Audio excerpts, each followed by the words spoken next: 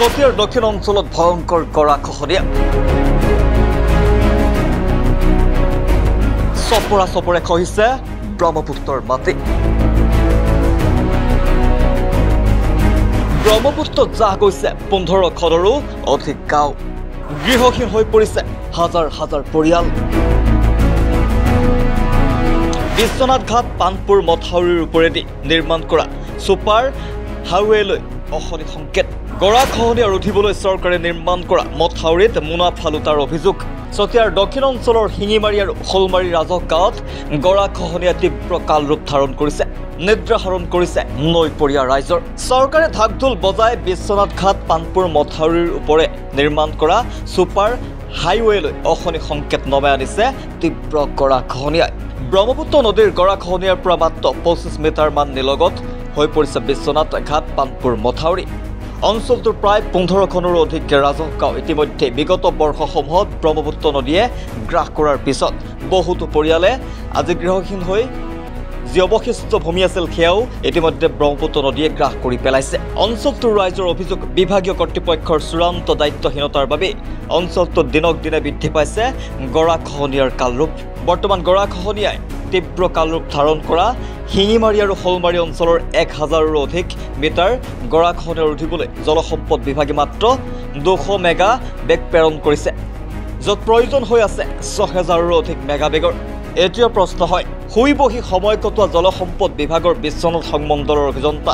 বিষয়া কৰ্মচাৰীয়ে যেতিয়া গৰাখহনীয়া আৰম্ভ হ'ব ধৰে সেই সময়তে হাত সাৱটি শুই বহি থাকে আৰু গৰাখহনীয়াৰ তীব্ৰ ৰূপ ধাৰণ কৰাৰ পিছতহে গুৰুত্ব প্ৰদান কৰে বিশ্বনাথৰ জলসম্পদ সংমণ্ডলে বিশ্বনাথ ঘাট পানপুৰ মথাউৰিৰ কোমলীয়া অঞ্চল গৰাখহনীয়া ৰোধিবলৈ চৰকাৰে 25 কোটি টকা ধাৰ্য কৰি ঠিকাদাৰে কাম আৰম্ভ কৰিছে যদিও বিভাগৰ দায়িত্বহীনতাৰ বাবে নিম্নমানৰ কাম কৰি ঠিকাদাৰে অধিক মুনাফা লুটাৰ কৌশল প্ৰয়োগ কৰিছে এই অভিযোগ উত্থাপন কৰিছে এতিয়া নৈপৰীয়া ৰাইজে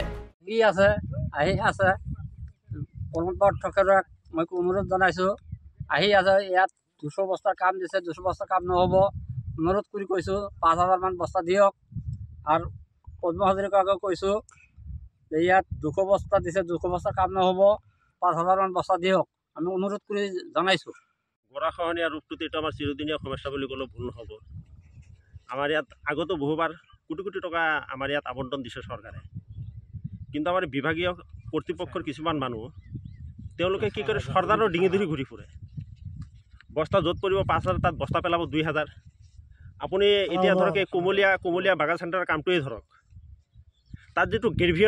গ্ৰেভিয়নৰ পিছত তেওঁলোকে বেগ পেলাব লাগে 18-20 মিটাৰকৈ পেলাব লাগে এতিয়া মই বিভাগীয় মন্ত্ৰী মহোদয়ক মই অনুৰোধ কৰিম যে গ্ৰেভিয়নৰ 500 মিটাৰ কামটোহে ভাল হৈছে তাত কোমলীয়াত বাকী গ্ৰেভিয়নৰ পিছফালে এক্সপাৰ্ট দি পৰীক্ষা কৰক কেইটা বেগ পৰিছে চলপটো মাৰিব ঠিকাদাৰে বিল উঠাই লৈ যাব গৰাখহনীয়াৰ সমস্যা গৰাখহনীয়াই থাকিব বিভাগীয় যিসকল HDC ইঞ্জিনিয়াৰ আছে JE সকল আছে মোহৰী এভেইলেবল আছে তেখেতসকলে কৰে কি তেখেতসকলে চোৱা চিতাৰ কাম প্ৰথমতে গ্ৰেভিয়নৰ তলৰ কাম কৰিব লাগে তাৰ পিছত চলপৰ কাম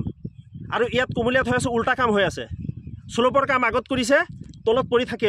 পৰি আছে য'ত গৰাৰ মেইন সমস্যাই হৈ আছে সেইটো কাৰণে ইয়াত বেগ পেলোৱাৰ পিছতে ইৰিশ্যন হৈ থাকে সেইটো কাৰণেই হয় আমাৰ এইটো শলমাৰী যিটো পাৰ্ট এইটো পাৰ্টত ধৰক প্ৰায় 1 কিলোমিটাৰ এৰিয়া পুৰা ইৰিশ্যন চলি আছে আপোনাৰ যিটো ছুপাৰ হাইৱেৰ পৰা আপোনাৰ 60 মিটাৰ আছে সিদিনাখন তেওঁলোকে জুখিছে বিভাগীয় মানুহে ইয়াত বস্তা দিছে 200 মেগা বেগ দিছে কি হ'ব 200 বেগত য'ত 5000 10000 বেগৰ কাম 200 বেগ দিতে এইটো জোৰা টাপুলিও নহ'ব ইয়াত গতিকে বিভাগীয় মন্ত্ৰী মহোদয়ক আমাৰ সন্মানীয় বিশ্বনাথ সমষ্টিৰ বিধায়ক প্ৰমোদ বৰঠাকুৰদেৱক আমি কৰজোৰে আহ্বান কৰিছোঁ তেখেতসকলে শলমাৰী পাটত অলপ বেছি বেগ দিয়াৰ ব্যৱস্থা কৰক আৰু কোমলীয়াৰ যিটো 25 কোটি টকা আবণ্টন হৈছে তাত যিটো কাম হৈ আছে তাত আমি MLA মহোদয়কে কৈছোঁ আৰু বিশেষকৈ আমি চতিয়া সমষ্টিৰ সন্মানীয় বিধায়ক পদ্ম হাজৰিকা দেৱকো আমি অনুৰোধ কৰিছোঁ এই দুইজন বিধায়কৰ তত্ত্বাৱধানত কামটো অলপ মানে চোৱা চিতা কৰক তেখেতসকলে এক্সপাৰ্ট আনি পৰীক্ষা কৰক গ্ৰেভিয়নৰ তলত বেগ পেলাইছে নেকি 500 মিটাৰ কামতহে ধুনীয়া কাম হৈছে বাকী কাম একদম লেটেং বেটেং কাম হৈছে বিভাগীয় মানুহে চৰকাৰৰ ডিঙি ধৰি ঘূৰি ফুৰে ক'ত ভাল কাম হ'ব তাত চৰকাৰী তাত মাহে মাহে দৰমহা খাই আছে আৰু ইয়াত লেটেং পেটেং কৰি আছে আমি চৰকাৰী মানুহ ষ্ট্ৰিক্ট থাকিব লাগিব ষ্ট্ৰং হৈ থাকিব লাগিব আমি তেতিয়া ঠিকাদাৰে কাম ভাল কৰিব ঠিকাদাৰকতো উচিত লাভ দিয়া হৈছে না কামখিনিত গতিকে মন্ত্ৰী মহোদয়ক দুটা সমষ্টিৰ বিধায়ক মহোদয়ক আৰু বিভাগীয় কৰ্তৃপক্ষ মহোদয়কক শেষত মই অনুৰোধ কৰিছোঁ তেখেতসকলে কামটো ভালকৈ চোৱা চিতা কৰক ভালদৰে হওক পইচা দিছে কামটো সৎ ব্যৱহাৰ হওক অসৎ যাতে কোনো কাম নকৰে এই প্ৰতিবেদন দেখাৰ পিছত চৰকাৰ কিংবা বিভাগীয় কৰ্তৃপক্ষই কি ব্যৱস্থা গ্ৰহণ কৰিব পৰৱৰ্তী সময়ত সেয়া হ'ব লক্ষণীয়। চতিয়াৰ পৰা ছাহিদুল ইছলামৰ ৰিপৰ্ট, জাষ্ট দা ৰিয়েলিটি।